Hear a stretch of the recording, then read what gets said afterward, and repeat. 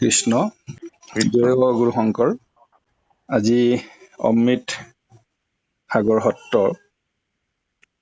এখন আধ্যাত্মিক মঞ্চ, আৰু এই মঞ্চৰ আমি আপোনাৰ সবাৰ চৰণত সেৱা জনাইছো আৰু ভগৱন্তৰ চৰণত কাকুতি কৰিছো, মিনতি কৰিছো। ভগৱন্তৰ কথা, ভাগৱতৰ কথা হৃদিস্থিত হোৱা তুমি যেন কৰাইবা হাচামি। প্ৰভু ভগৱন্তই যেনেধৰণে যি কোৱাই আমি কীৰ্তন কৰিবলৈ মাত্ৰ চেষ্টা কৰিম। আমি আপোনাৰ সবৰ চৰণত আৰম্ভণিতে হ'ব পৰা দুখ ত্ৰুটি বাবে মাৰ্জনা বিচাৰি পুনৰ সেৱা জনাই আমি আসন গ্ৰহণ কৰিছো। কৃষ্ণ কৃষ্ণ কৃষ্ণ হৰি ও ৰাম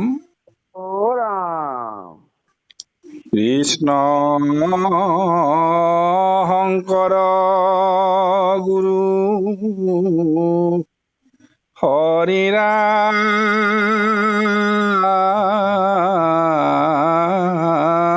ৰাম ৰাম হৰি ৰাম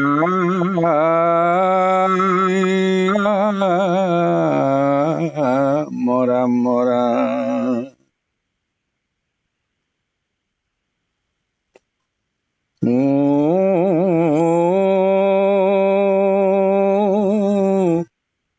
নমো ভগৱতী বাসুদেৱায়।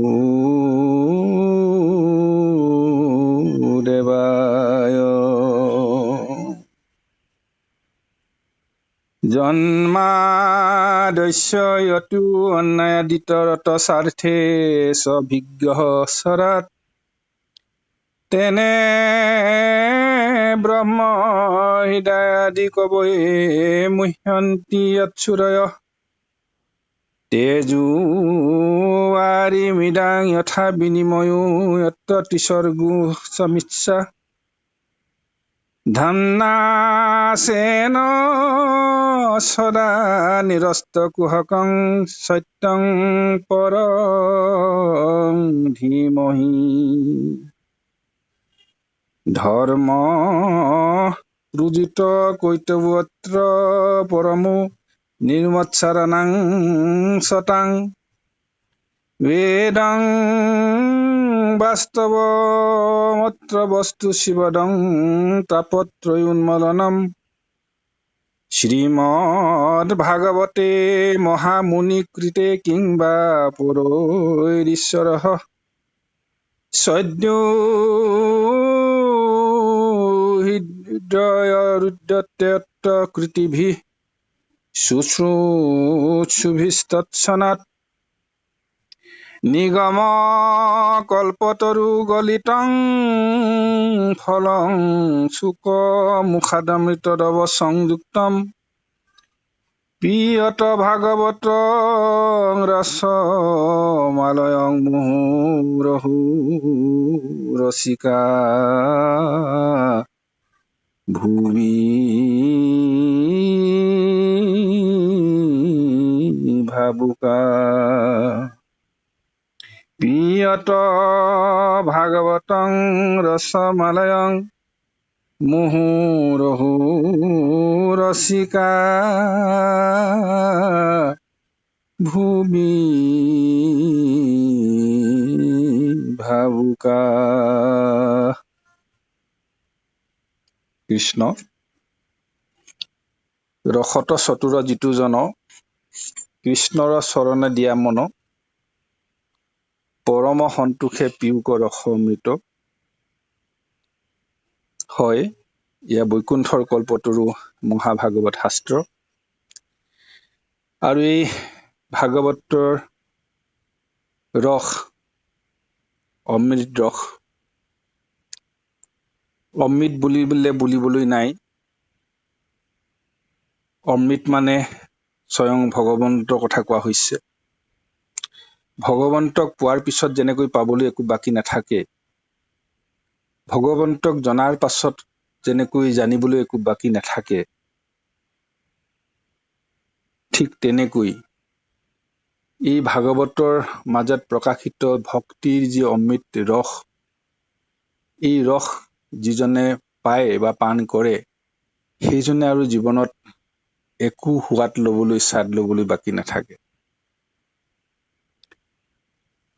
আমাৰ ভাগৱতৰ কথাৰ মাজত, বাণীৰ মাজত সেই অমৃত ৰস নিগৰি আছে। আমাক পান কৰিবলৈ কৈছে, আৰু পান কৰিব পাৰিব সেই অমৃত ৰস সেইসকলেই পান কৰিব, পিব পাৰিব যিসকল ৰসত চতুৰ। ৰসত চতুৰ বুলি কোৱাৰ লগে লগে ৰস মানে আচলতে সাৰ, আচল যিটো সাৰ, সেই সাৰ যি উলিয়াব পাৰে, সাৰ তত্ত্ব যি হৃদয়ংগম কৰিব পাৰে, মনুষ্য জীৱন লাভ কৰি আমি কিয় এই জীৱন লাভ কৰিলো, মনুষ্য জীৱনৰ সাৰ্থকতা ক'ত, প্ৰকৃততে আমাৰ এই মনুষ্য জীৱনৰ ৰহস্য কি, লব্ধে মানসী যোনি জ্ঞান বিজ্ঞান সম্ভৱম, যে জ্ঞান বিজ্ঞান সাধনাৰ সম্ভৱ কেৱল মনুষ্য জীৱনত, যাক সাধন শৰীৰ বুলি কোৱা হৈছে। জ্ঞান বিজ্ঞান সাধন শৰীৰ ভাৰত ভূমিত পায়।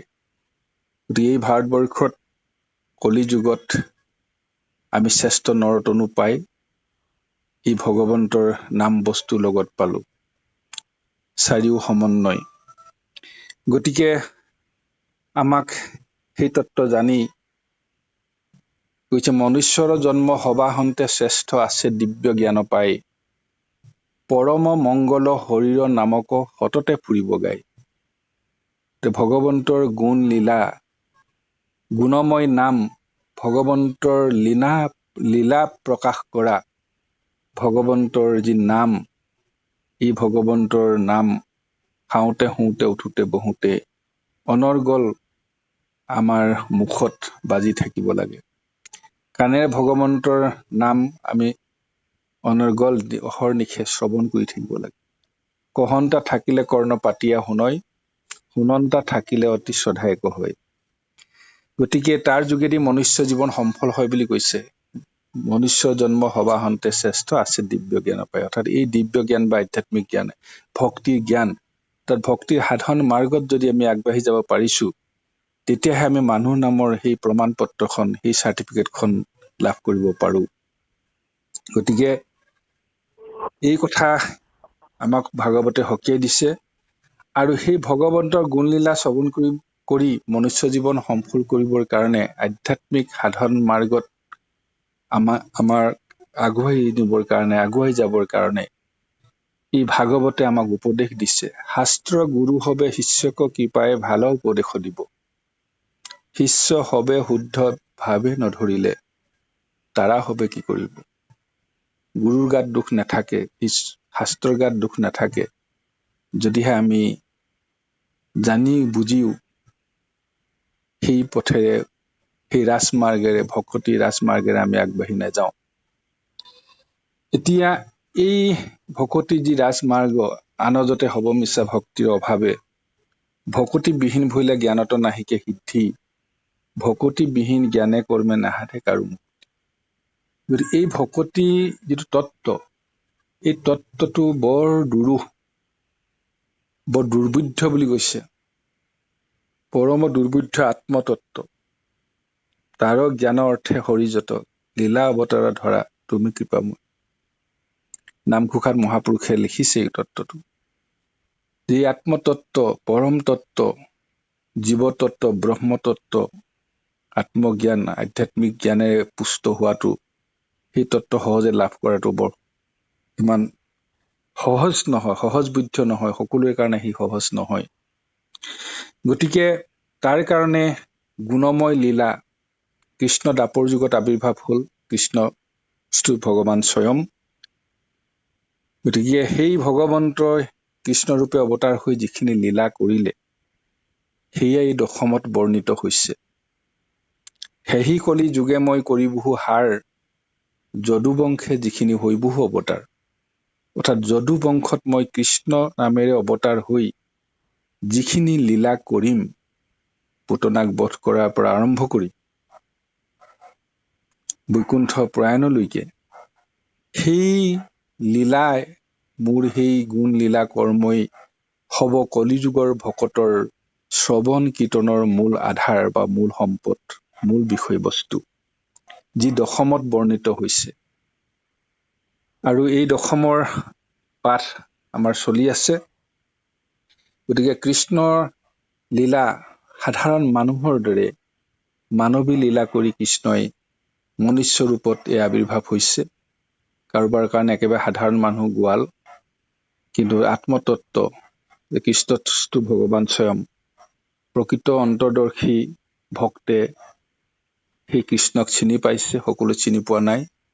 যি কি নহওক, কোনোবাই পায়ো আকৌ পাহৰি যায়, আকৌ ভাবে হয় ইজনী জগতৰ প্ৰতি, আকৌ মহান্ধ হৈ পাহৰি যায়, লগৰীয়া বুলি ভাবে, বন্ধু বুলি ভাবে, ককাই ভাই বুলি ভাবে, সাধাৰণ জাগতিক ভাৱ দৃষ্টিৰে চায়।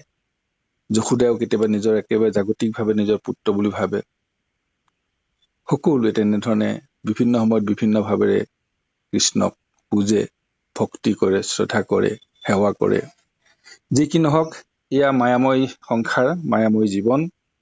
মায়াৰ যোনিৰে আমি সকলো জন্মগ্ৰহণ কৰিছো। আমি স্বাভাৱিকতে কওঁ মাতৃ যোনিৰে আমি সকলো যোনিজাত সন্তান, কিন্তু তাত্ত্বিক অৰ্থটো হৈছে আমি মায়াৰ যোনিৰে জন্মগ্ৰহণ কৰিছো। ভগৱন্তই সৃষ্টি আদিতে সেই মায়াক কেনেকৈ সৃষ্টি কৰিছিলে, মহামায়াৰ যোগেদি কেনেকৈ সৃষ্টি প্ৰক্ৰিয়া আৰম্ভ কৰিছিলে, এইখিনি ভাগৱতৰ ৩য় স্কন্ধত আমি সকলোৱে পাইছো। আৰু এই যে মায়া যোগেদি যে জগত নিৰ্মাণ কৰিলে, মনৰ সৃষ্টি কৰিলে, মনৰ সৃষ্টি কৰাৰ লগে লগে মনময় চিন্তাৰে ইন্দ্ৰিয়বিলাকৰ ভোগবিলাসৰ মাজত সেইখন বিশাল সংসাৰখন, জাগতিক সংসাৰ, ভোগবিলাসৰ সংসাৰ, আত্মাৰ প্ৰসংগে মন ভৈল সচেতন, মনতহে আছা জানা 14 ভুৱন। অৰ্থাৎ মায়াৰ কাৰ্যকৰী ৰূপ হৈছে মন, আৰু যতেক ইন্দ্ৰিয় আছে মনৰ অধীন, মনৰহে আজ্ঞা পালি থাকে ৰাতি দিন। কিন্তু মনময় চিন্তাৰে, ইন্দ্ৰিয় কাৰ্য প্ৰবৃত্তিৰে, ৰূপ ৰস গন্ধ স্পৰ্শ আৰু শব্দৰ মাজত থাকি, এই পঞ্চ বিষয়ৰ বা তন্মান্তৰ মাজত থাকি এই জগত নিৰ্মাণ কৰা হৈছে। জগতখন চলি আছে 14 ভুৱন, তাৰেই প্ৰতিফলন ঘটিছে 14 ভুৱনত। এই তত্ত্ব ভগৱন্তই কৈছে, তোমাৰে অংশ আমি যত জীৱ যাক, তোমাৰ মায়েৰে প্ৰভু মোহিলে আমাক। তো গোপীসকলক মোহিছে মায়াৰে, নন্দক মোহিছে, যশোদাক মোহিছে, দৈৱকীকো মোহিছে, বসুদেৱকো মোহিছে, অথচ ভগৱন্তক ভক্তি কৰি পুত্ৰৰূপে পাইছে। সেইকাৰণে আকৌ 3 জন্মৰ পাছত বসুদেৱ দৈৱকীয়ে মুক্তি পাব লগা হৈছে, বা পুত্ৰই মুক্তি দিছে। গতিকে এই মায়াময় সংসাৰৰ মাজত, বিদ্যা আৰু অবিদ্যাৰ মাজত টনা আজোৰা, এফালে ভোগ, আনফালে ত্যাগ। গতিকে এই মায়াই বান্ধন্ত ভক্তি মাতৃ মেলা অন্ত, দুই হানু মধ্যভাৱে আছে ভগৱন্ত। এই যে ব্যাসক নাৰদে দেখুৱাই দিছিলে ভগৱন্ত কোন, প্ৰকৃত ভক্তি কোন, ভক্তি কেনেকৈ কৰিব লাগে, কিয় কৰিব লাগে, মনুষ্যৰ প্ৰকৃত ধৰ্ম কি, কৰ্ম কি, মোৰ উপদেশে কৰা ভাগৱত শাস্ত্ৰ, প্ৰচাৰক গোবিন্দৰ গুণনাম মাত্ৰ। এই প্ৰসংগটো এইকাৰণে আমি আৰম্ভণিতে আনিছো। এই যে আজিৰ পাঠে আমাক যিখিনি কৈ আছে, বা কালিৰ পাঠে যি কৈছে, যে এই গোপীসকল কামান্ধ হৈছে, অৰ্থাৎ কামানলে দগ্ধ হৈছে প্ৰাণ। তেওঁলোক কামাতুৰা হৈ আছে, জাগতিকভাৱে কৃষ্ণক তেওঁলোকে পাব বিচাৰিছে, স্বামী ৰূপে, জীৱন যৌৱনৰ উপভোগৰ এক সমল ৰূপে কৃষ্ণৰ প্ৰতি আকৃষ্ট হৈ কৃষ্ণক পাব খুজিছে, শাৰীৰিক সান্নিধ্য পাব খুজিছে। এই যে যিটো তাৰণা, এই তাৰণাটোতে আচলতে জড়িত হৈ আছে সেই মায়াময় দৃষ্টি, মনময় দৃষ্টি, ভগৱন্তৰ এই যে পুৰুষৰ পৰা মহা মায়া ভুইল বাজ, এই মায়া মহাবাজ কৰি পেলাই যে মই বিলাস কৰিম, মই আনন্দৰ বিলাস কৰিম, মই অকলে থাকিব নোৱাৰো, মই শান্তি পোৱা নাই, ৰস পোৱা নাই, সোৱাদ পোৱা নাই, তৃপ্তি পোৱা নাই। গতিকে বিনোদ বিলাস শব্দটো ভাগৱত আপোনালোকে পাইছে। সেই কৃষ্ণৰ সেই যি মনস্তত্ব ভগৱন্তৰ পৰম ব্ৰহ্ম নিৰ্গুণ ব্ৰহ্মৰ যিটো চিন্তন যে অকলশৰে থাকি মই কৰোঁ কোনো কাজ, মই কি কৰিম অকলশৰে, কেনেকৈ থাকিম, পুৰুষৰা পৰা মহামায়া ভৈলবাজ, এই সৃষ্টি ৰহস্য তত্ত্বতে এই মায়াময় দিশখিনি জড়িত হৈ আছে। কিন্তু মায়াৰ মাজত ভগৱন্ত নিহিত হৈ আছে, কাৰণ আমি সকলো মায়াময় সংসাৰত জীৱন ধাৰণ কৰিছো, আৰু আমি প্ৰত্যেকে কিন্তু হৃদয়ত মায়াসক্ত হৈ আছো যদিও, মায়াপী হৈ আছো যদিও, কিন্তু আমাৰ হৃদয়ে হৃদয়ে সেই নিৰ্গুণ ব্ৰহ্মক, পৰম ব্ৰহ্ম পৰমাত্মাক জীৱাত্মাৰ ৰূপত হলেও আমি ধাৰণ কৰি আমি চৈতন্য শক্তি লাভ কৰি আছো। গতিকে ভিতৰত এখন বিশাল যুদ্ধ, অনৰ্গল যুদ্ধ। গতিকে এই গোপীসকলে এতিয়া সেই মায়াত আসক্ত হৈ আছে, তেওঁলোক মায়ামুক্ত হব পৰা নাই। কিন্তু আমি সকলোৱে জানো যে গোপীসকলে পৰিত্ৰাণ পাব, গোপীসকলক সদগতি দিব ভগৱন্তই, গোপীসকলে পৰম গতি লাভ কৰিব, পৰম পদ প্ৰকৃত কৃষ্ণ তত্ত্ব হৃদয়ংগম কৰিব। কিন্তু তাৰ আগত তেওঁলোক এই জাগতিকভাৱে এতিয়া কৃষ্ণক পাবৰ কাৰণে তেওঁলোকে হাবিয়াস কৰি আছে। গতিকে শেষৰ ফালে গোটেই কথাবিলাক আছে, আমি এতিয়া সিমানখিনি কথা আলাপ কৰিব নোৱাৰো।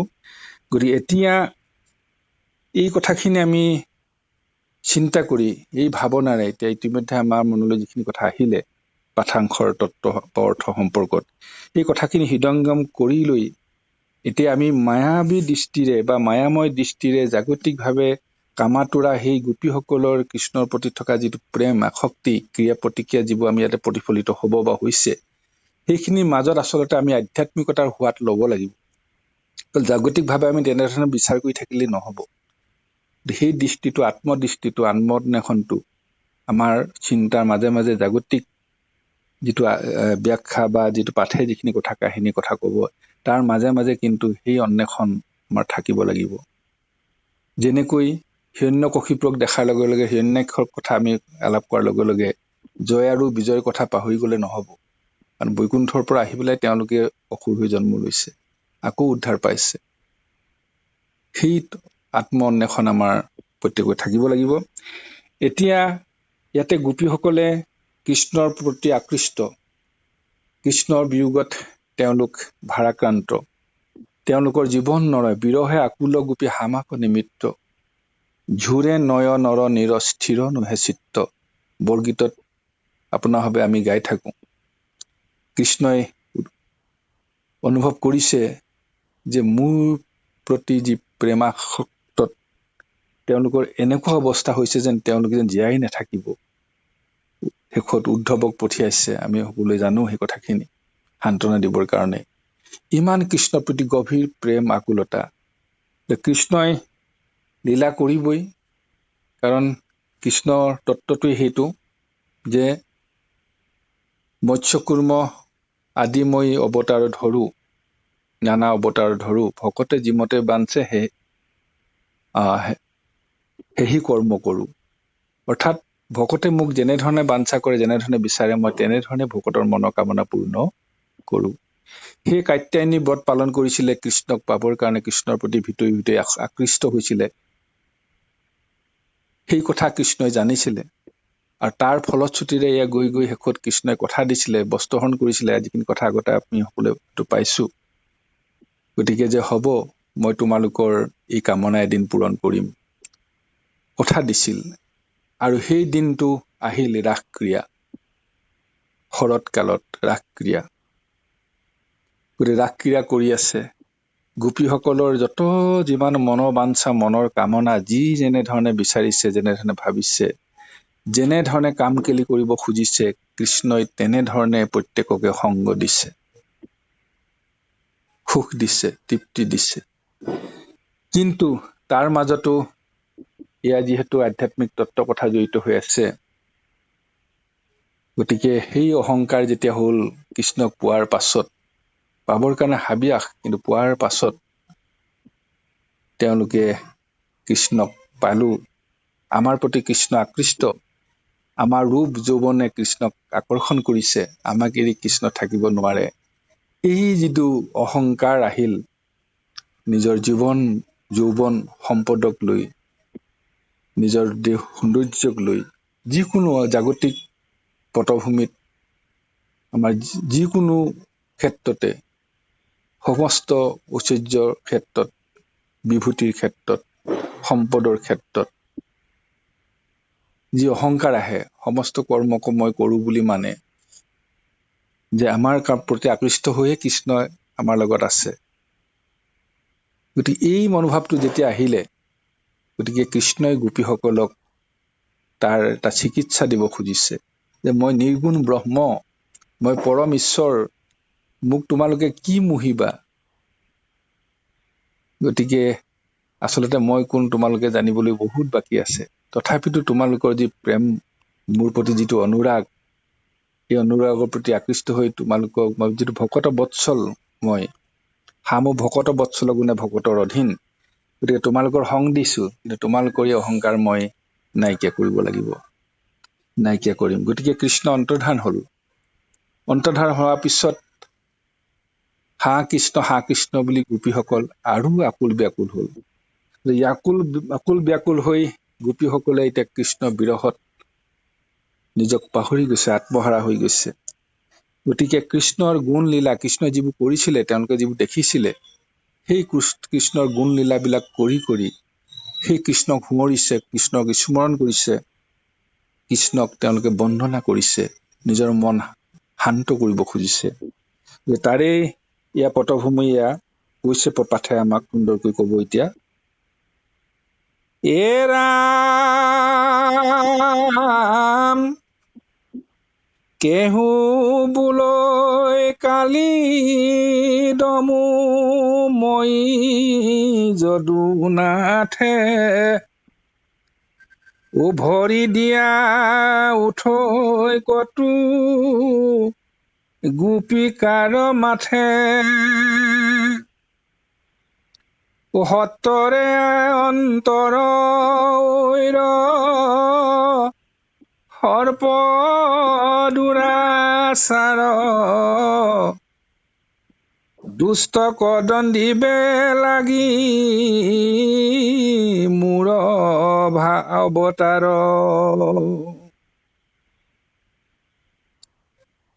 ও কেহু জানিবলৈ আৱে শুন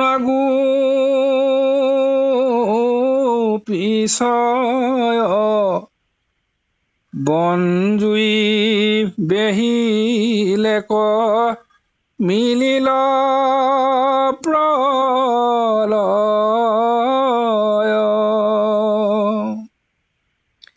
এ ৰাম চক্ষু মুদি থাক হবে সাধিবু কল্যাণ, মই কৃষ্ণে তীক্ষণে নিবু নিজ থান। অভিনয় কৰিছে গোপীসকলে। ইয়া কোনো কৃষ্ণ হৈছে, কোনো গোপী হৈছে, কৃষ্ণৰ সেই লীলাবিলাক সুঁৱৰি সুঁৱৰি তেওঁলোকে কৃষ্ণক স্মৰণ কৰিছে, কৃষ্ণক পাব খুজিছে। কেহু বোলৈ কালি দমু মই যদুনাথে, কোনোবা এজনী কালি সাপ হৈছে আৰু কোনোবা এজনীয়ে কৃষ্ণ হৈ পেলাই সেই কালিক দমন কৰিছে। ভৰি দিয়া উঠৈ কতো গোপিকাৰ মাথে, সেই কালি দমনৰ দৃশ্যটো আমি সকলোৱে দেখিছো, কেনেকৈ কালি শিৰত ভৰি থৈ কৃষ্ণই কালিক দমন কৰিছিল। আৰু কোনো এজনী গোপী তেনেকৈ কালি হৈছে, আৰু কোনো এজনী গোপীয়ে কৃষ্ণ ৰূপ অভিনয় কৰি কৃষ্ণ হৈ সেই গোপীৰ মূৰত ভৰি থৈ পেলাই কালি দমন কৰি দেখুৱাইছে। কৃষ্ণৰ গুণলীলা এনেকৈ স্মৰণ কৰিছে তেওঁলোকে। হা কৃষ্ণ, তুমি এনেকৈ কালিক দমন কৰিছিলা, এনেকৈ দুষ্টক দমন কৰিছিলা, আৰু সেই গোপ বালকসকলক অমৃত নয়নে চাই প্ৰাণ দিছিলা, তুমি কিয় আমাক এৰি গলা? সেই আৰ্তনাদ, সেই ভাৱ গোপীসকলৰ অন্তৰ্জগতত সুন্দৰকৈ ক্ৰিয়া কৰি আছে। আৰু তাৰ মাজেদি এনেধৰণে গোপীসকলে লীলা অভিনয় কৰি আছে, কৃষ্ণৰ গুণ স্মৰণ কৰি কৰি। ভৰি দিয়া উঠৈ কতো গোপিকাৰ মাথে, সত্তৰে অন্তৰ ঐৰ সৰ্প দুৰাচাৰ, ঐ সাপ, ঐ সৰ্প, ঐ কাল সৰ্প, তই ইয়াৰ পৰা তৎক্ষণাত আঁতৰি যা। দুষ্টক দণ্ডিবে লাগি মোৰ অৱতাৰ, দুষ্টক দমন কৰিবৰ কাৰণেই মই অৱতাৰ হৈছো।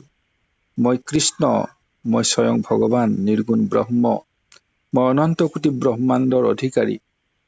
গতিকে দুষ্টক দমন, শান্তক পালন, অধৰ্মক বিনাশ, ধৰ্মক প্ৰতিষ্ঠা কৰা, এয়াই মোৰ লক্ষ্য, মোৰ অৱতাৰৰ লক্ষ্য। গতিকে তোক মই দমন কৰিছো, তই ইয়াৰ পৰা গুচি যা, তই আঁতৰ হ। এই ধৰণে তেওঁলোকে অভিনয় কৰিছে। কেহুজনী বুলৈ আৱে শুন গোপীশ্বই, কোনো এজনে কৈছে, সেই গোপী অকল শুনা, কৃষ্ণৰ ৰূপ লৈ পেলাই কৈছে। বনজুই বাঢ়িলে ক মিলিল প্ৰলয়, যেতিয়া বনজুই জ্বলিছিলে সেই গোপবালকসকল সকলোকে কৃষ্ণই ৰক্ষা কৰিছিলে। গতিকে সেই অভিনয় কৰিছে, সেইখিনি স্মৰণ কৰিছে। কৃষ্ণই এনেকৈ বনজুই নিজে বনজুইৰ পৰা সকলোকে বচাইছিলে আৰু বনজুই তেওঁ নিজে নিৰ্বাপিত কৰিছিলে শুহি পেলাই। তো চক্ষুমুদি থাক সবেৰ সাধিবু কল্যাণ, সকলোৱে চকু মুদি দিয়া, চকু মুদি দিয়া। বনজুই জ্বলিছে, বনজুই চাৰিওফালে বনজুয়ে বেহি আহিছে, সকলো মৰি যাবা, চিন্তা নকৰিবা, সকলোৱে চকু মুদি দিয়া, মই তোমাক সকলোকে ৰক্ষা কৰিম, মই বচাম, স্বস্থানলৈ মই তোমালোকক লৈ যাম, ভয় নকৰিবা। সেইধৰণে কৃষ্ণই যেনেকৈ লীলা কৰিছিল, তেনেধৰণে তেওঁলোকৰ মাজত লীলা হৈছে যে মই কৃষ্ণে এতিক্ষণে নিভু নিজ স্থান। তাৰপিছত ৰাম শিশু কৃষ্ণ হুয়া কতো ভুঞ্জয় লৱনো, যশোদাই খেদয় লৌৰ, যশোদাই খেদয় লৱৰো দেই পুনু। ৰাম পলাইবে নপাৰি যেন, ঠাকৈ দৰে ৰৈ, কামপৈ তনু কান্দৈ দুই হাতে চক্ষু মুই, কেহু বুলৈ দেখ দধিৰ বিলাই, ভাণ্ড ভংগা কৃষ্ণক ধৰিলো খেদি পাই। ৰাম আউৰ যেন নখা খলনুচুৰি কৰি, উৰুখলে বান্ধৈ কতো গোপিকাক ধৰি। সেইখিনি লীলা আমি সকলোৱে জানো। যশোদাৰ লগত কি হৈছিল, কৃষ্ণই দধি চুৰ কৰি খাইছিল। গতিকে যশোদাই কেনেধৰণে তাৰ প্ৰতিক্ৰিয়া প্ৰদৰ্শন কৰিছিল, এগৰাকী সাধাৰণ মাতৃৰ দৰে আৰু চতুৰ এটি শিশুৰ দৰে কৃষ্ণই সেই লীলা দুষ্টামি কৰিছিল। যিটো শিশুসুলভ চপলতা বুলি কোৱা হয়, শিশুসুলভ দুষ্টামি, শিশুৰ স্বাভাৱিক প্ৰবৃত্তি, সেই লীলা কৰি দেখুৱাইছে গোপীসকলৰ মাজত। তেনেধৰণে কৃষ্ণক সুঁৱৰিছে। কেহুজনী বুলৈ আৱে শুন গোপীশ্বই, ইজনে সিজনে কৈছে গোপীক, এইখিনি হৈ ইতিমধ্যে পাৰ হৈ গৈছে। বনজুই লাগিলে ক মিলিলে প্ৰলয়। তাৰপিছত আজি শিশু কৃষ্ণ হুয়া কতো ভুঞ্জন্ত লৱনো, কোনোবাই শিশু কৃষ্ণই লৱনো খাইছে। যশোদাই দেখয় খেদয় লৌৰ দেই পুনু, যশোদাই খেদি পেলাই ধৰিবলৈ গৈছে আৰু কৃষ্ণ দৌৰি পৰে। গোটেই দধি ভাণ্ড ভাঙি গোটেই দধি পেলাই শেষ কৰি কৃষ্ণই যি ধ্বংসযজ্ঞ পাতিছিল ধ্বংসবিলাক সেই দধি ভাণ্ডৰ ভাঙি চিঙি সকলোখিনি শেষ কৰি পেলাইছিল। গতিকে সেই ছবিটো ইয়াতে আঁকি দেখাইছে ছবিখন সুন্দৰকৈ। গতিকে সেই দধিচুৰ কৃষ্ণক আমি ধৰিলো। গতিকে উৰুখলে বান্ধৈ কতো গোপীকাক ধৰি, কোনোবা এজনী গোপীয়ে কোনোবা এজনী গোপীক ধৰি বান্ধি কৃষ্ণৰ ৰূপত সজাই লৈ, কোনোবা এজনী কৃষ্ণ হৈছে, কোনোবা এগৰাকী যশোদা হৈছে, উৰালত বান্ধিছে, মাজে টানি উৰালক কতো গোপী নাৰী। তাৰপিছত কৃষ্ণ হৈয়া অৰ্জুনক পেলাই লওঁ ভাৰি। গতিকে আমি সকলোৱে জানো অৰ্জুন ভঞ্জনৰ কথাটো। যমলাৰ্জুন, কৃষ্ণই যমলাৰ্জুন ভঞ্জন কৰিছিল, অৰ্থাৎ যমল মানে যজা সেই অৰ্জুন গছজোপা ভাঙিছিল। আৰু সেই যমলাৰ্জুন কোন আছিলে? দুজন। আমি সকলোৱে জানো কুবেৰৰ নন্দন, ভক্ত নল কুবেৰ আৰু মণিগ্ৰীৱ। তেওঁলোকে নিজৰ কুকৰ্মৰ ফলত নিজৰ অহংকাৰ, নিজৰ যি বিষয়ৰ প্ৰতি আসক্তি, ভোগ বিলাস, সপত্নীক সেই কৈলাসত নি পেলাই হ্ৰদত জলকেলি কৰিছিল উলংগ হৈ পেলাই। নাৰদে দেখি পেলাই তেওঁলোকক অভিশাপ দিছিল যে তহঁতি তাৰ ফল পাব লাগিব। গতিকে যজা গছ হৈ, অৰ্জুন গছ হৈ পৃথিৱীত জন্ম লগুই যা। যজা, সেই যজা শব্দটো অৰ্থ আছে, কাৰণ তেওঁলোকে যি কাম কেলি যি কৰিছিল তাৰ লগত এই সম্পৰ্ক আছে। আৰু গছ হৈ থাক, অৰ্থাৎ লৰচ কৰিব নোৱাৰ। যদি ইমান ভোগ বিলাসৰ প্ৰতি আসক্তি, ইমান কামাসক্ত, ইমান ইন্দ্ৰিয় ভোগত বলীয়া, গতিকে সেই ভোগ বিলাক চৰিতাৰ্থ কৰিব নোৱাৰ। এতিয়া স্থিৰ হৈ থাকিব লাগিব। জীৱ থাকিব, কাৰণ উৰণ বুৰণ গজন ভ্ৰমণ চাৰিমুঠি জীৱ, সবাৰো হৃদিত হিয়াত পূৰ্ণ ব্ৰহ্ম সদাশিৱ। গতিকে সকলো হৃদয়ত ভগৱন্ত বিৰাজ হৈ আছে আত্মাৰূপে। গছ গছনিও আছে, সেইকাৰণে জীৱ মাত্ৰ দুই কোষী জীৱ গছ গছনি যি কি নহওক। কিন্তু সেই অৰ্জুন গছ হৈ আছিলে। আৰু তেতিয়া নাৰদে, আমি সকলোৱে জানো, এটা পৰিত্ৰাণৰ উপায়ো দিছিলে যে হ'ব দ্বাপৰ যুগত কৃষ্ণ আবিৰ্ভাৱ হ'ব, কৃষ্ণৰূপে ভগৱন্ত। আৰু সেই কৃষ্ণৰ পৰশত তহঁতি দুইটাই সেই গছৰ ৰূপ এৰি পেলাই পুনৰ পাৰিষদী তনু বা দিব্য ৰূপ লাভ কৰিব পাৰিবা। আৰু সেই নাৰদৰ সেই বাক্য সত্য কৰি কৃষ্ণই এয়া যমলাৰ্জুন ভঞ্জন কৰিছে আৰু সেই ভক্ত নলকুবে আৰু মণিগ্ৰীৱক উদ্ধাৰ কৰিছে। গতিকে সেই তত্ত্ব, সেই কাহিনী ইয়াতে তেওঁলোকে সুন্দৰকৈ প্ৰতিফলন কৰাই দেখাইছে গোপীসকলৰ মাজত। তাৰপিছত কৃষ্ণ হৈ অৰ্জুনক পেলাইলা উভাৰি, কটু বস্ত্ৰ, এইটো পিছৰখিনি আমি এতিয়া পাঠ কৰিম। কৃষ্ণ ৰাম কটু বস্ত্ৰ লৈয়া তীৰে জলে গয়া পৰে, কৃষ্ণ হৈয়া বস্ত্ৰ লৈয়া কদম্বত চৰে, বনজুই বেহে কটু ত্ৰাখেৰি গদি ঐ, ভয় নাই বুলি কৃষ্ণ হৈয়া বহ্নি পিঅ, এ ৰাম নন্দকলৈ যায়, বৰুণৰ দূতে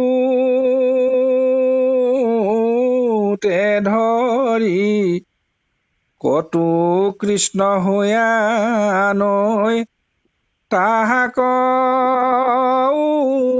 উদ্ধাৰি। এই বনজুই প্ৰসংগত আমি ইতিমধ্যে কৈছোৱে, পুনৰ আমি নকলেও হ'ব। সকলোৱে এইখিনি স্মৰণ কৰিছো, গোপীসকলে কৰিছিলে, আমিও কৰিছো এতিয়া কৃষ্ণ লীলা। এই গোপীসকলে যেনেকৈ কৃষ্ণৰ লীলা গুণ গাই গাই এনেধৰণে অভিনয় কৰি কৰি কৃষ্ণক সুঁৱৰিছে, কৃষ্ণক বন্দনা কৰিছে, কাকুতি কৰিছে, মিনতি কৰিছে। এয়া আচলতে ভক্তি। ঠিক তেনেকৈ তাৰ আলমত আমিও সকলোৱে শ্ৰৱণ কৰিছো, এতিয়া কীৰ্তন কৰিছো সকলোৱে। তাৰ যোগেদি কৃষ্ণৰ গুণ লীলা আমি এয়া স্মৰণ কৰিছো, গুণময় নামৰ যোগেদি লীলা। গতিকে এয়াই ভক্তি আচলতে, এয়াই মূল তত্ত্ব। আৰু প্ৰচাৰক গোবিন্দৰ গুণনাম যত সেই তত্ত্বটো, তাৰ গোবিন্দৰ গুণ লীলা এয়া আমি শ্ৰৱণ কীৰ্তন কৰিব লাগে। গতিকে কৃষ্ণ হৈয়া অৰ্জুনক এইখিনি গ'ল। কতো বস্ত্ৰ লৈয়া আমি সকলোৱে জানো, সেই যে কৃষ্ণই গোপীসকলক বস্ত্ৰহৰণ কৰিছিলে, সেই ছবিটো ইয়াত আঁকি দেখিছে। কোনোবাই গোপী হৈছে, কেইজনমান গোপী হৈছে, আৰু কোনোবাই কৃষ্ণ হৈ পেলাই সেই বস্ত্ৰহৰণ কৰি দেখাইছে। কদম্বত উঠিছেগৈ, কদম্ব গছত গৈ পেলাই, আৰু বনজুই প্ৰসংগটো ইতিমধ্যে কোৱা হৈছে। তাৰপিছত আমি সেয়াও জানো যে সেই কৃষ্ণক ভজিছিলে নন্দই, ব্ৰত পালন কৰিছিলে, একাদশ ইন্দ্ৰিয় দমন কৰি ইন্দ্ৰিয় একাদশী ব্ৰত পালন কৰিছিলে। দ্বাদশত গৈ পেলাই সেই ৰাতি যমুনাত স্নান কৰিছিলে। গৈ স্নান কৰোঁতে বৰুণৰ দূতে নন্দৰজাক তললৈ টানি নি পেলাই একেবাৰে বৰুণৰ ওচৰ পোৱাই দিলেগৈ। আৰু নন্দৰজা পানীত তল গ'ল, ওলাই অহা নাই, কি হ'ল বুলি গোটেই খোৱা দোৱা লাগিল।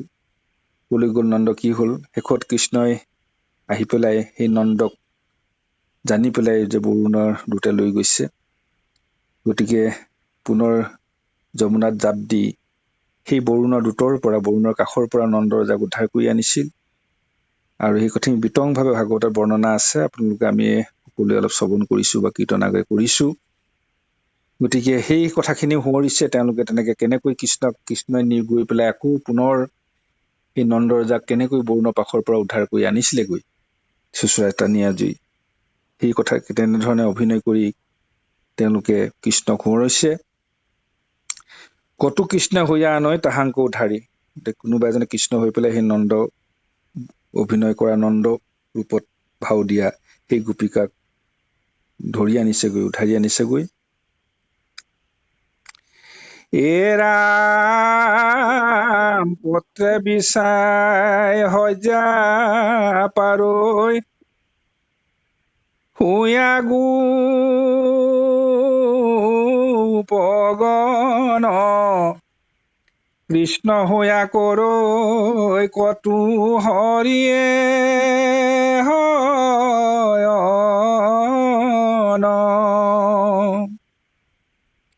এৰাম ৰঙে গোপ শুয়া কতো, জানতৈ হাত ভৰি, কৃষ্ণ গুণ পায়া বিঞ্চৈ, কৃষ্ণ গুণ গায়া বিঞ্চৈ, পল্লৱক ধৰি।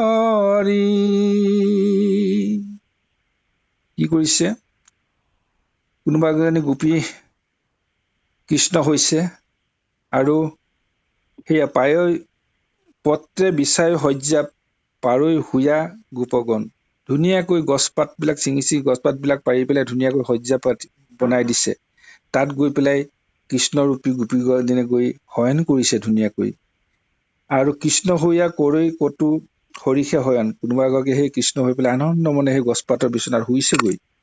আৰু ৰংগে গোপ শুয়া কতো, জানতৈ হাত ভৰি, কৃষ্ণ গুণ গায়া বিঞ্চৈ, পল্লৱক ধৰি। গতিকে সেই কৃষ্ণ ধুনীয়াকৈ কি কৰিছে, বাকী গোপীসকলে ধুনীয়াকৈ গছৰ পাত লৈ পেলাই বিচনী বনাই পেলাই ধুনীয়াকৈ কৃষ্ণক বিচি দিছে, শুৱাইছে, মৰম কৰিছে।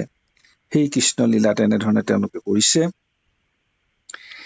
এৰাম কতো ৰাম কৃষ্ণ শুয়া, ধেনুক কমাৰি, উশান্ত পৃথিৱী পকাতাল ফল পাৰি। এৰাম কতো কৃষ্ণ স্বৰূপে গুধূলিয়া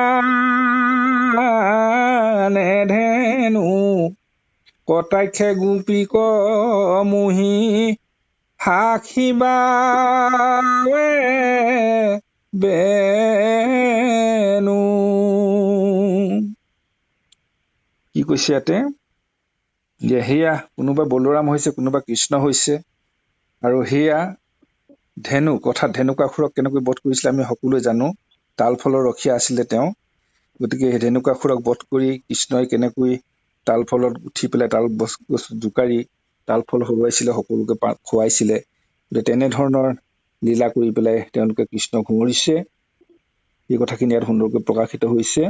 আৰু কটাক্ষে গোপীক মুহি সাখি বাৱে বেনু, তাৰ পৰা কি হৈছে, গধূলি আহিছে, কৃষ্ণ গৰখীয়া ঘূৰি আহিছে ধুনীয়াকৈ, আৰু কোনোৱে কৃষ্ণ হৈছে, কোনো গোপী হৈছে। কৃষ্ণই ধুনীয়াকৈ বাংশী বজাইছে, আৰু গোপীবিলাকে একেবাৰে আপোন পাহৰা হৈ কৃষ্ণৰ বাঁহী মাত শুনি নিজক তাত বিলীন কৰি দিছে। সেই ছবিখন সুন্দৰকৈ তেওঁলোকৰ মাজত প্ৰকাশ হৈছে। ৰাম যশোদাৰ বেশে কতো বাঢ়ি গৈ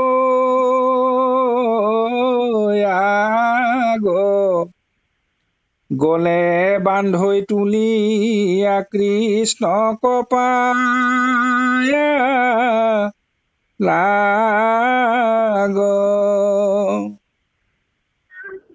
ৰাম পিন্ধা ভূষণ নিয়া ধুৱাই খুৱাই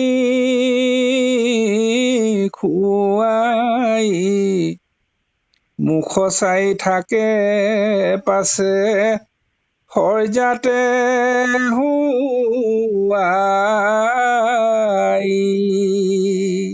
ইমান মৰম কৃষ্ণৰ প্ৰতি, নয়নৰ মণি কৃষ্ণ। কৃষ্ণক নেদেখিলে কোনো এখন্তেকো থাকিব নোৱাৰে। পেটলৈ ভাত নাযায়, পানী পিয়াহতো পানী খাবলৈ মন নাযায়। কৃষ্ণবিহীন আন্ধাৰ, দিনতে আন্ধাৰ সকলোৰে। কি নন্দৰজা, কি যশোদা, কি গোপীসকল, গোৱালৰ সকলো গোপী সকলো কৃষ্ণকেন্দ্ৰিক, সকলোৱে কৃষ্ণময় ভাৱনাৰে সেই গকুল মঠত সেয়া লীলা কৰিছে, বৃন্দাবন লীলা কৰিছে। গতিকে যশোদাৰ বেশে কতো বেহি গয়া আগ। গতিকে সেই কৃষ্ণ আহিছে ধুনীয়াকৈ ঘূৰি মেলি, কোনোবা গৰাকী যশোদা হৈ পেলাই এতিয়া কৃষ্ণৰ আগলৈ গৈ পেলাই কৃষ্ণক আগবাঢ়ি ধৰিছেগৈ। গলে বান্ধৈ তুলিয়া কৃষ্ণক পায়া লাগ। ধুনীয়াকৈ কৃষ্ণক সাবত মাৰি ধৰি গলে গলে লগাই কৃষ্ণৰ প্ৰতি কৃষ্ণক প্ৰেম কৰিছে যশোদাৰ ৰূপত।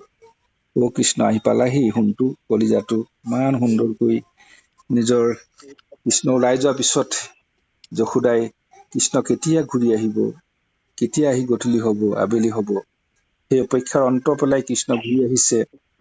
আৰু অহাৰ লগে লগে ইয়াৰ যশোদাই কৃষ্ণৰ প্ৰতি সেই প্ৰেম প্ৰকাশ কৰিছে সুন্দৰকৈ। পিন্ধাও এই ভূষণ নিয়া ধুৱাই পখলাই খুৱাই বোৱাই ধুনীয়াকৈ কাপোৰ কানি নতুনকৈ পিন্ধাই একেবাৰে ধুনীয়াকৈ সজ্জাত শুবলৈ দিছে। শুৱাই লৈ পেলাই ধুনীয়াকৈ আকৌ কাষতে বহি পেলাই মুখখন চাই চাই আনন্দত আত্মহাৰা হৈ আছে যশোদাই। কি সুন্দৰ এখন ছবি আঁকিছে চাওক। আমি সকলোৱে পিতৃ, সকলোৱে মাতৃ, সেই প্ৰেম সন্তানৰ প্ৰতি মাতৃৰ যি প্ৰেম আমি সকলোৱে জানো। কৃষ্ণ ৰাম হিমতে কৃষ্ণ চেষ্টা পৰয় সংখ্যাত নাহি একো চেতন গোপীৰ গাত। ৰাম পুনু প্ৰাণ কৃষ্ণ কহু মৰিহ বেমনে দুনাই কান্দি সুধি ফুৰৈ পখি বৃন্দাবনে।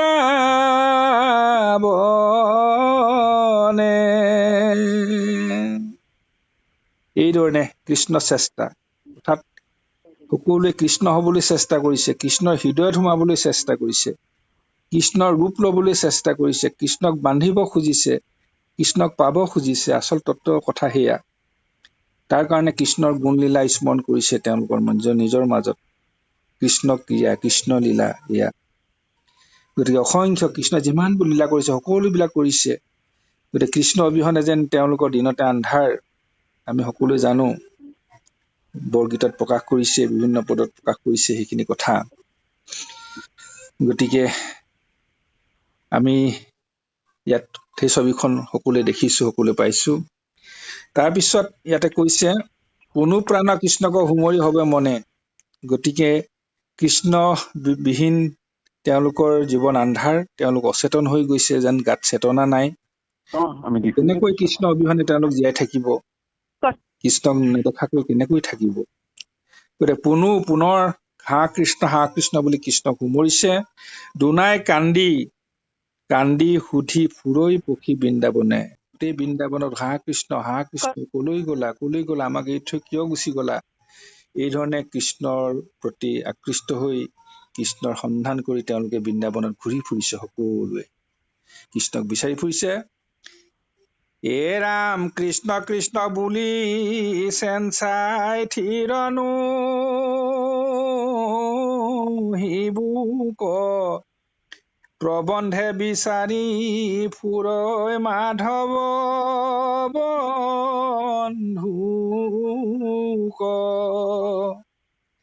এ ৰাম নিহালি কৃষ্ণৰ খোজ পাইলে পৃথিৱীত।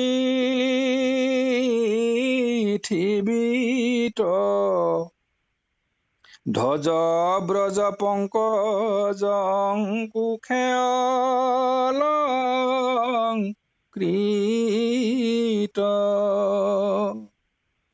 কৃষ্ণৰ চিন পালেগৈ, বিচাৰি বিচাৰি ফুৰোতে তেওঁলোকে শেষত গৈ কৃষ্ণৰ চিন পালেগৈ, দেখিলে। গতিকে তেওঁলোকৰ কৃষ্ণ অবিহনে চেঞ্চাই থিৰ নহি বুকু, গোটেই চেঁচা পৰি গৈছে তেওঁলোকে। কৃষ্ণ অবিহনে যেন তেওঁলোকৰ জীৱন অসাৰ, বুকুখন খালী হৈ গৈছে, চেঁচা হৈ গৈছে, ঠাণ্ডা হৈ গৈছে। গতিকে এই বুকুলৈ কোনে আনি দিব? কৃষ্ণই আনি দিব লাগিব। প্ৰবন্ধে বিচাৰি ফুৰৈ মাধৱ বন্ধুক, তেওঁলোকে চেষ্টা কৰিছে, বিচাৰিয়ে ফুৰিছে কৃষ্ণক। নিহালি কৃষ্ণৰ খোজ পাইলে পৃথিৱীত। শেষত গৈ কি গলে, অনুসৰণ কৰি কৃষ্ণৰ খোজ দেখিলে। যে কি দেখিলে? কৃষ্ণৰ সেয়া ধ্বজ ব্ৰজ পংকজ অংকুশৰে সেই কৃষ্ণৰ চিন দেখা পালে, ভৰি খোজ চিনি পালে। পোৱাৰ পিছত তেওঁলোক অকণমান আশ্বস্ত হৈছে। এ ৰাম খোজ দেখি বোলৈ হখি শোকক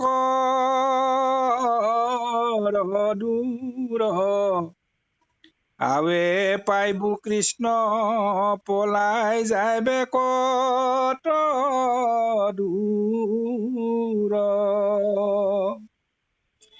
এ ৰামেহি বুলি গোপী আগ হৈয়াদ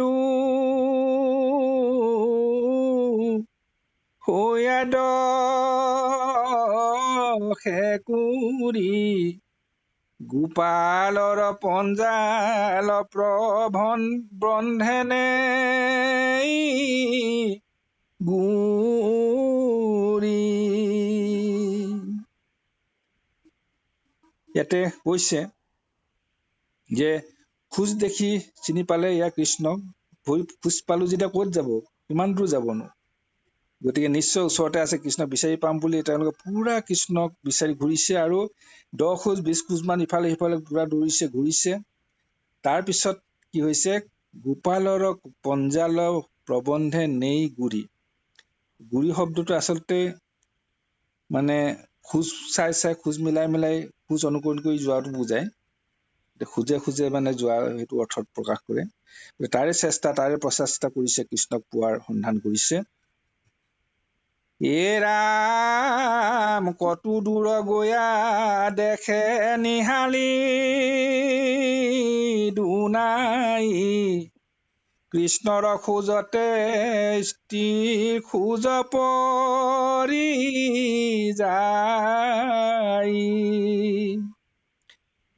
ৰাম সংগে চলে ক গোপী জানিলা নিশ্চয় মিলিল পৰম দুখ দগধ হৃদয়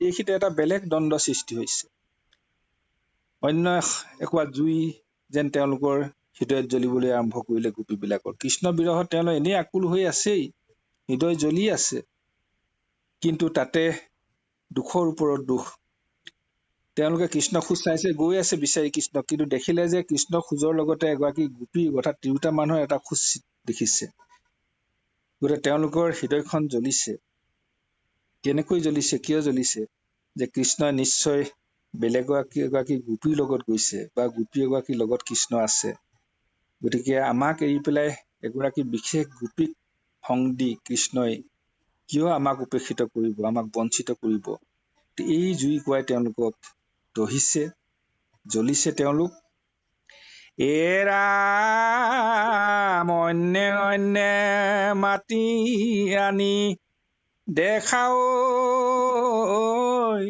গোপিনী লগে লগে যাই দেখ উঠে তিনি ৰাম চিন খোজ ইটো কোন জনি যায় সংগে কৃষ্ণৰ কান্ধত হাত দিয়ালিলা ৰংগে কোন গৈছে এজনী কোন যাব পাৰে কৃষ্ণৰ লগত কোন হ'ব পাৰে এইখিনি ভাবিছে ইজনে সিজনে কথা পাতিছে যে কৰ এজনী সতিনী ওলালে আমাক বঞ্চিত কৰি কৃষ্ণৰ লগত এনেধৰণে প্ৰেম কৰি কৃষ্ণৰ প্ৰতি আকুল হৈ কৃষ্ণইও তাৰ প্ৰতি আকুল হৈ আমাক এৰি পেলাই দুয়ো এনেধৰণে আঁতৰি আছে অকলশৰে আছে গতিকে এই কোৱা জুইয়ে তেওঁলোক ঈৰ্ষাত আচলতে জ্বলিছে আৰু তাৰ যোগেদি এখন সুন্দৰ ছবি প্ৰকাশিত হৈছে আমি এইখিনি বহল কৰিব খোজা নাই আপোনালোক সকলোৱে এইখিনি অনুভৱ কৰিছে কৰিব ৰাম সুন্দে ধৰি হস্তিক হস্তিনী যে চলে ইহাতে খে অধিকেহি ইয়াত অগ্নি জ্বলে ৰাম তাইখে তিনি ভৈল সবাতে প্ৰধান আবে লাগ পাইলে তাইতে গুৰু হবে মান কতো পাপি গোপী সাক্ষী বুলৈ ও কৰি থু সমুখ কিয় কাহ সখীটো সতিনীৰ দুখ নিশ্চয় জানিলো আৰাধিলে দে বহৰি তাইকে লাগে নেন্ত আমি সমস্ত এৰি ইয়াতে দুটা ক্ৰিয়াই ইয়াতে তেওঁলোকৰ মন জগতত ক্ৰিয়া কৰিছে গতিকে যিসকল একান্তই কামুক আচলতে কৃষ্ণক জাগতিকভাৱে কেৱল ভাবিছে, গতিকে সেইসকলে তেনেধৰণেই পিৰিছে, জ্বলিছে। যে কেনেকৈ জ্বলিছে, যে হস্তিনীয়ে যেনেকৈ সুৰেৰে হস্তিক ধৰি পেলাই লগত লৈ ফুৰে, ঠিক তেনেকৈ সেইজনী গোপীয়ে কৃষ্ণক এনেকৈ বান্ধি লৈ নিজৰ প্ৰেম ঢালি কৃষ্ণক পাবলৈ সক্ষম হৈছে, বা কৃষ্ণক বান্ধি লৈ ফুৰিছে, আমাৰ পৰা আঁতৰাই লৈ গৈছে। গতিকে তাই সতিনী বুলি শব্দটো ইয়াত কৈছে, আমি সকলোৱে জানো। গতিকে আমি হতভগা, তাইহে প্ৰধান। আচলতে আমি আৰু এইখিনি কষ্ট সহিব নোৱাৰো। গতিকে আৱে লাগ পাৰিলে তাইতে গুৰু সাৱধান, যদি তাইক লগ পাওঁ তেতিয়া তাইক ভালকৈ এঠেকেচ দিম, তাৰ প্ৰতিক্ৰিয়া আমি প্ৰতিশোধ ল'ম, এনে ভাৱত তেওঁলোকৰ প্ৰতিক্ৰিয়া প্ৰকাশ কৰিছে। কিন্তু অন্য এগৰাকী গোপীয়ে হাঁহি পেলাই ধুনীয়াকৈ কৈছে, মিচিকিয়া হাঁহি পেলাই ধুনীয়াকৈ কি কৈছে, যে কিয় সতিনী দুখ দেখিছনো?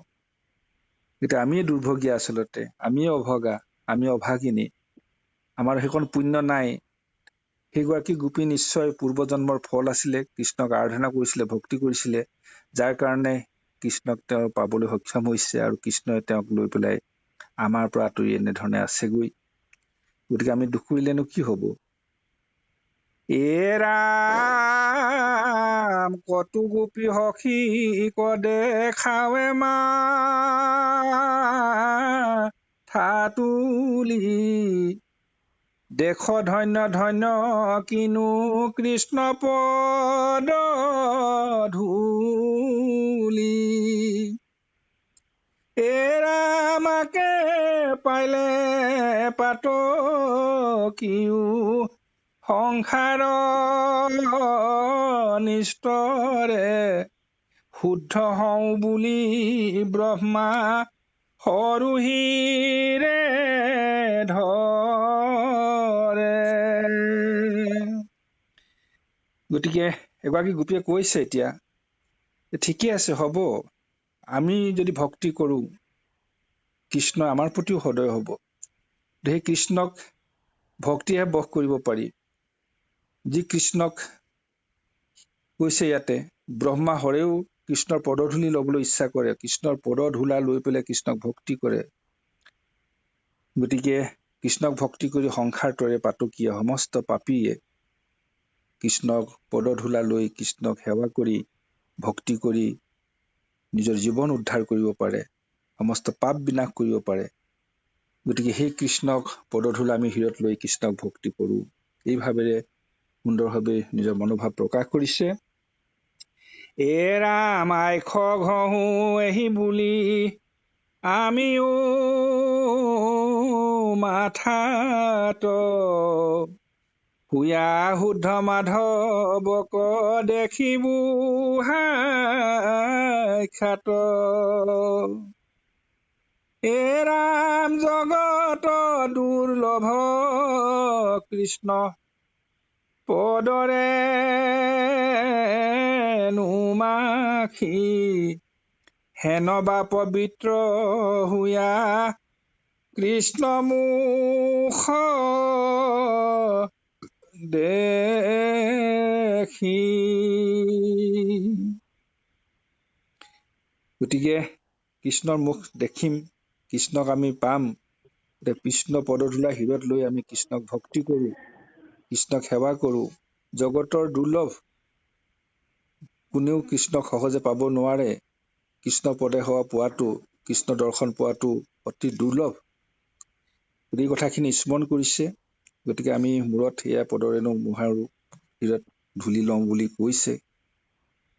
তাৰপিছত আৰু এগৰাকী গোপীয়ে অন্য ধৰণে প্ৰতিক্ৰিয়া হয়তো কৰিব। ৰাম আউৰ গোপী বোলৈ সাধু বচন তোমাৰ, কৃষ্ণ পদ ৰজ জানো জগত উদ্ধাৰ। ৰাম সতিনীৰ ধূলি আছৈ ঐহাৰ লগতে মাথাতে মাখিবু হখি দেখি কোন হতে। কৃষ্ণৰ পদৰ ধূলিহে আমি শিৰত লৈ কৃষ্ণক স্মৰণ কৰিম, বন্দনা কৰিম। কিন্তু কৃষ্ণৰ সেই পদৰ ধূলাৰ লগত যে সেই সতিনীজনী পদৰ ধূলাও পৰি আছে। গতিকে সেই কথা জানি বুজি আমি কেনেকৈ সেই যদি কাল সতিনী যিজনীয়ে আমাৰ কৃষ্ণক প্ৰাণৰ কৃষ্ণক আমাৰ পৰা আঁতৰাই লৈ গৈছে, গতিকে সেই সতিনীজনী ধূলিখিনিনো পদৰ ধূলিখিনি কেনেকৈ শিৰত ল'ম, এয়া জানো সম্ভৱ হ'ব পাৰে? গতিকে এয়া এগৰাকী গোপীৰ চিন্তা। এই কথাখিনি বাস্তৱভাৱে আমি সকলোৱে নিজৰ জগতলৈ, অন্তৰ্জগতলৈ, নিজৰ চিন্তনলৈ আনিব লাগিব। এখন সুন্দৰ সামাজিক ছবি আচলতে ইয়াত অংকন কৰা হৈছে। গতিকে আমি সেইখিনি আৰু বহল নকৰোঁ। আমি আৰম্ভণিতে কিছু প্ৰস্তাৱনাত তাৰ ইংগিত দিছিলোঁ। ৰাম এহি পদৰেনো উতে পৰম পাই গতি, তাইৰ খোজ দেখন্তে আকুল কৰৈ মতি। ৰাম কৃষ্ণৰ ধৰামৃত সৰ্বস্ব সবাৰে চুৰি কৰি নিয়া তাই ভুঞ্জয়ে কচৰে। কৃষ্ণ জগতৰ প্ৰতি, আমাৰ সকলোৰে প্ৰতি আৰু কৃষ্ণৰ সেই অধৰ অমৃত, অধৰ মানে তলৰ ওঠটোক অধৰ বুলি কোৱা হয়।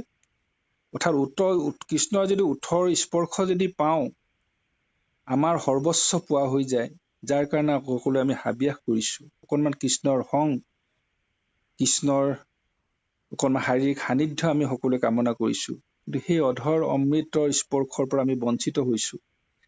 আমাক বঞ্চিত কৰি সেইজনী গোপীয়ে কৃষ্ণক অকলে লৈ গুচি গ'ল। গতিকে সেইজনী গোপীৰ পদৰেনো কেনেকৈ আমি শিৰত ল'ম, ইয়াতো সম্ভৱ হ'ব নোৱাৰে। তেনেধৰণে নিজৰ প্ৰতিক্ৰিয়া ইয়াতে প্ৰকাশ কৰিছে। ৰাম তাইত পৰে শত্ৰু সখী নেদেখো আন, আৱে লাগ পাইলে তাইকে গাৰু হবে মান। ৰাম আউৰ গোপী বুলৈ শুন, সমস্তে গোৱালি কৰিলো বিচাৰি চাই, প্ৰবন্ধে নিহালি।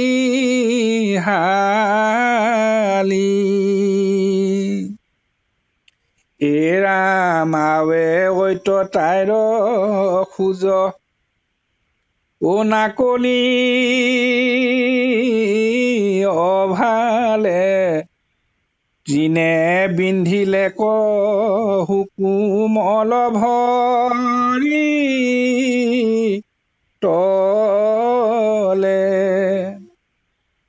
ৰাম প্ৰাণটো অধিক প্ৰিয়া, দুখ পাই বুলি, কান্ধত লৈ যান্ত শুইবে আলগাই তুলি। এটা সুন্দৰ ছবি, আমি এই ছবিখন সকলোৱে মনন কৰিব লাগিব, কৰিছোঁ। গতিকে ইয়াতে কৈছে কি বুলি কৈছে, যে তাইত পৰা শত্ৰু সখী নেদেখো আন, তাইতকৈ আমাৰ শত্ৰু আৰু কোন আছে? তাই কৃষ্ণক আমাৰ বুকুৰ মাজৰ পৰা লৈ গ'ল। গতিকে আবে লাগ পাৰিলে তাইক গুৰু হবে মানৰ, তাইক ঠিকছে মাৰিম বা ঠিকছে তাইক শাস্তি দিম, প্ৰতিশোধ ল'ম, এনেভাৱে প্ৰকাশ কৰিছে আচলতে। আউৰ গোপী বোলৈ শুন সমস্তে গোৱালি, এগৰাকী গোপীয়ে কৈছে ধুনীয়াকৈ, কৰিলো বিচাৰি চাই প্ৰবন্ধে নিহালি, যে ইফালে আমি এইখিনি গোৱালি সকলোৱে পাতিছে, কৈছে ইগৰাকী সিগৰাকী, যে নিহালি অৰ্থাৎ চাই চাই আমি গৈ আছো কৃষ্ণ খোজ চাই কিন্তু বাটতে কি দেখিলো, এটা নহবলগীয়া ঘটনা হৈ গল, তাৰ প্ৰমাণ পাই গলো। বোলে কি হল? আৱে ঐত্য তাইৰ খোজ নিকালিয়ে ভালে, তাই দেখোন খোজ নাইকিয়া হৈ থাকিলে। তাইও খোজ পালো, কৃষ্ণৰ খোজো আছে, কিন্তু শেষত গৈ দেখিলো কেৱল কৃষ্ণৰ খোজহে আছে, সতিনীগৰাকীৰ খোজ নাই। গতিকে সতিনীগৰাকী কলৈ গল, কি হল? তিনে বিন্ধি লেক সুকুমল ভৰি তলে, তাই নিশ্চয় ভৰিত তিনে অৰ্থাৎ কোমল ভৰিটোত তিনে ঘাঁহ বনে কাটিলে বা বিন্ধিলে, আৰু প্ৰাণতো অধিক হৈ দুখ পাৱে বুলি, যে কৃষ্ণই তাইৰ প্ৰতি যিহেতু আকুল ব্যাকুল হৈ আছে, তাইৰ প্ৰতি আকৃষ্ট হৈ আছে, গতিকে সেই প্ৰাণৰ লগৰী সেই গোপীগৰাকীয়ে দুখ পায় বুলি কৃষ্ণই নিশ্চয় কান্ধত তুলি লৈ পেলাই, কোমলকৈ ধুনীয়াকৈ কান্ধত তুলি লৈ পেলাই কৃষ্ণই তাইক লৈ অকলে অকলে খোজকাঢ়ি গৈ আছে। সেই ছবিখন আঁকিছে গোপীকাক। তাৰপিছতে আমি এখন গাই নিশ্চয় আমাৰ সময় কবগৈ। ৰাম গোপীকক বসন্ত কিনো কামাতো হৰি, দেশ আবে পুত্ৰ গৈয়া যাই ভৰি, ৰাম হেৰা নমাই থৈলন্ত প্ৰিয়া কম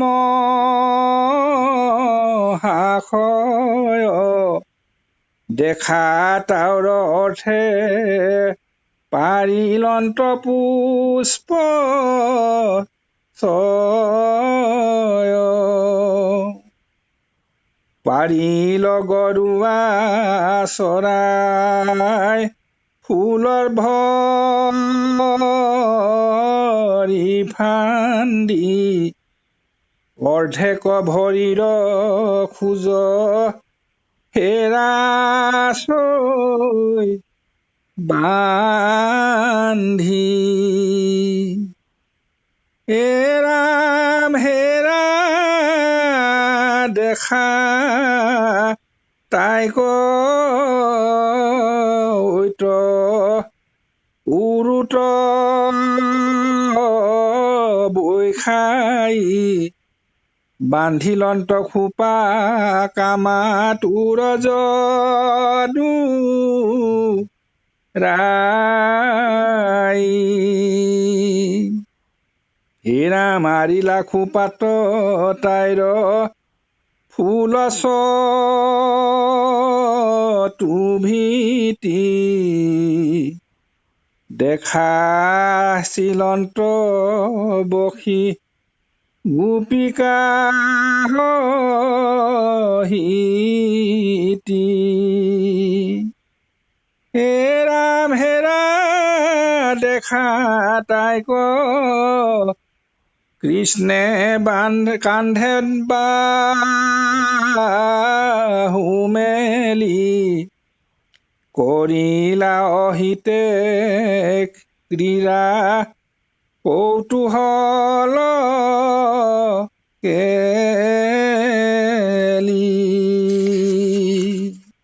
কৃষ্ণ অতি এখন বিশেষ ছবি ইয়াতে অংকন কৰা হৈছে। আমি আজি সামৰিম।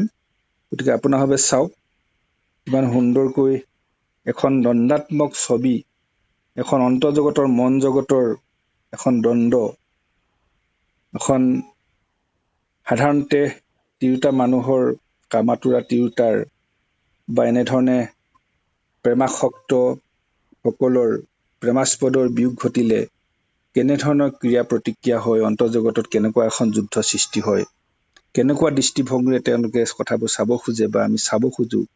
এখন সমাজ জীৱনৰ ছবি, মন জীৱনৰ ছবি, মানসিক ছবি সুন্দৰকৈ ইয়াতে অংকন কৰা হৈছে। গতিকে দেখিছে তেওঁলোকে যে কৃষ্ণ গোপীগৰাকী খোজ নাই, ভৰি নাই, কি হ'ল, কলি গ'ল। গতিকে নিশ্চয় কৃষ্ণই ধুনীয়াকৈ তাইক কান্ধত তুলি পেলাই লৈ গৈছে, কাৰণ ভৰিত দুখ পাইছে, তাই কিবা বিন্ধিছে। তাৰপিছত নিশ্চয় গোপীকা বহন্ত কিনো কামাতুৰ হৰি, হে প্ৰভু, তুমি ইমানো কামাতুৰ হলানে এগৰাকী গোপীৰ প্ৰতি। কান্ধত তুলি পেলাই তুমি লৈ ফুৰিছা, দেশ আৱে পুত গইলা যাই। তাৰপিছত দেখিছে যে এটা ভৰি সম্পূৰ্ণ দকৈ সোমাই যোৱা চিন পাইছে।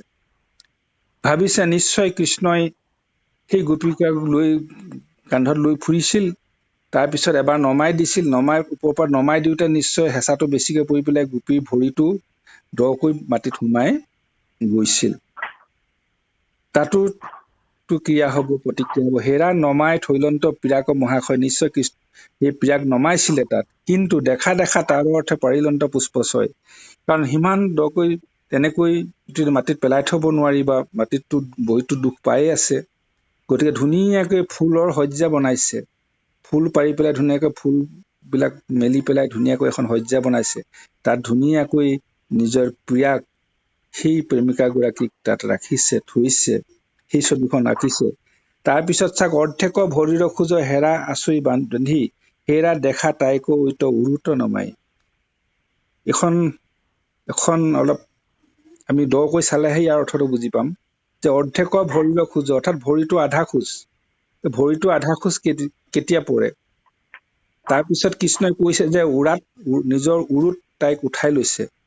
অৰ্থাৎ যেতিয়া কৃষ্ণৰ উৰুত ভৰ দি যেতিয়া গোপীগৰাকীয়ে উঠিবলৈ চেষ্টা কৰিব, তেতিয়া ভৰিটো দাঙি দিব গোপীয়ে, আৰু তেতিয়া সেই ভৰিটোৰ আধাহে মাটিত পৰিব।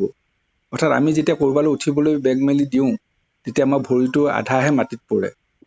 সেই ছবিখন আঁকিছে ইয়াতে, যে এনেধৰণে নিশ্চয় কৃষ্ণই গোপীগৰাকীয়ে এনেকে কৃষ্ণৰ উৰুত ভৰি দি পেলাই ওপৰলৈ উঠিছে, কৃষ্ণই আঁকোৱালি ধৰিছে। তাৰপিছত সেই ছবিখন ধুনীয়া কৈছে, আৰু তাৰপিছত লাহেকৈ সেই নিজৰ উৰুতে গোপীগৰাকীক বহুৱাই লৈ কৃষ্ণই ধুনীয়াকৈ চাৰিওফালে ধুনীয়াকৈ খোপাত তাই ফুল গুজি দিছে, তাইক মৰম কৰিছে।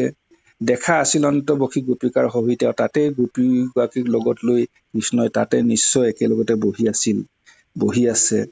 তেওঁলোকে প্ৰেমালাপত তেওঁলোক নিমগ্ন হৈ আছে।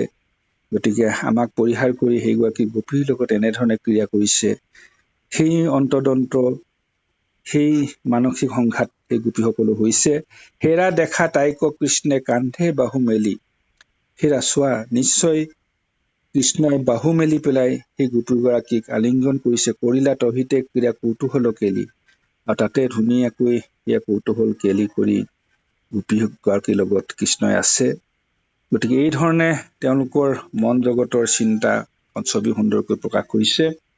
গতিকে আমি বাপাইসকল পৰৱৰ্তী দিনত আপোনাৰ হবে শ্ৰৱণ কৰিব, কীৰ্তন কৰিব। আমিও পাৰিলে শ্ৰৱণ কৰিম যদি সময় সুযোগ হয়। গতিকে এয়া আচলতে লীলা কথা। গতিকে ইয়াৰ মাজত প্ৰকাশিত কথা, তত্ত্ব, অৰ্থ আমি অকল এখন জাগতিক ছবি, এখন সামাজিক ছবি, এখন মায়াবী জীৱৰ, মায়াসক্ত জীৱৰ যত অৰ্থ আছে সংসাৰত, তাৰো তিনিবিধ হাৰ, কাম, ক্ৰোধ, লোভ, আপোনাৰ নাশন জানি কৰা পৰিহাৰ। সেই কামানলে দগ্ধ হৈছে প্ৰাণ, সেই ছবিখন ইয়াতে আঁকিছে। তাৰ মাজেদি কিন্তু শেষত গোপীসকলক উদ্ধাৰ কৰিব কৃষ্ণই, এই তত্ত্ব আমি জানো। যি কৃষ্ণক নেদেখিলে গোপীসকলে থাকিব নোৱাৰে, যি দেখে তাকে কৃষ্ণ বুলি সাৱটি ধৰে, আঁকোৱালি ধৰে। কিন্তু এটা দিন আহিল, এটা সময় আহিল, ভক্তি গদগদ হৈ সেই গোপীসকলে কৃষ্ণক শেষত সন্মুখত থকা কৃষ্ণক নেদেখে, কৃষ্ণক হৃদয়ৰ মাজত দেখা পোৱা হৈ গল। গতিকে সেই কথা আমি আধ্যাত্মিক তাত্ত্বিক কথা পিছলৈ আছে, আপোনালোকে পাইছে। গতিকে আজি ৰাস আহি আছে, ৰাস চলি আছে, ৰিহাজ চলি আছে, কালি পৰহিলৈ ৰাস আমি সকলোৱে। গতিকে আজি পৰিৱেশৰ শৰৎকালৰ পৰিৱেশৰ লগত আজি পাঠভাগ অতি সুন্দৰ হৈছে। গতিকে সেই কৃষ্ণই গোপীসকলৰ মনৰ বাঞ্ছা পূৰ্ণ কৰিছে। মহাৰাসৰ ৰাসক্ৰিয়াৰ আগত কৃষ্ণই ৰাসত এটা ডাইলগ কয় যে আজি এই শাৰদীয় পূৰ্ণিমা ৰাতি, এই পূৰ্ণিমা ৰাতি অখণ্ড মণ্ডলাকাৰে পূৰ্ণচন্দ্ৰ হৈছে উদয়। এই মধুজামিনীৰ শীতল জ্যোৎস্নাত আপ্লুত হৈ পৰিছে বনৰ তৰু তৰুলতা আৰু বিহগী কুল। মৃদুমন্দ বায়ুৰ শীতল পৰশত বিকশিত পুষ্পৰ সুগন্ধি সৌৰভত অলিকুল হৈছে উন্মাদ। এই উন্মাদনাৰ উত্তাল তৰংগতে মুৰুলীৰ মূৰ্ছনাৰে আকৰ্ষণ কৰি প্ৰেম বিৰহিনী মোৰ ভক্ত গোপীসকলৰ কামনাৰ দাবানল কৰি নিৰ্বাপিত মদনকো কৰিম পৰাজয়। বুৱাই ভক্তিৰ ধাৰা জগতত ৰাখিম এক ভক্তি প্ৰেমৰ আদৰ্শ। পূৰ্বে বস্ত্ৰহৰণৰ সময়ত মই মোৰ গোপীসকলক যি বৰ প্ৰদান কৰিছিলো, আজি এই কৰো তাৰ বাস্তৱ ৰূপায়ণ। সেই দিনটো, সেই আজিটো, এই শৰৎকালৰ বিতুপন পূৰ্ণিমা ৰাতি। গতিকে বাপাই সমস্ত সবাৰ চৰণত সেৱা জনাইছো। আপোনাসবে সকলোখিনি চিন্তা কৰি ভাবি ইয়াত তত্ত্ব ল'ব, হৃদয়ংগম কৰিব। আমি সিমানখিনি যোগ্য নহওঁ। অকণমান পাঠৰ লগত সংগতি ৰাখি আমাৰ চিন্তন প্ৰকাশ কৰিলো। গতিকে আমি এই পাঠাংশ দোহাৰি দিব খুজিছো। কৃষ্ণ কৃষ্ণ।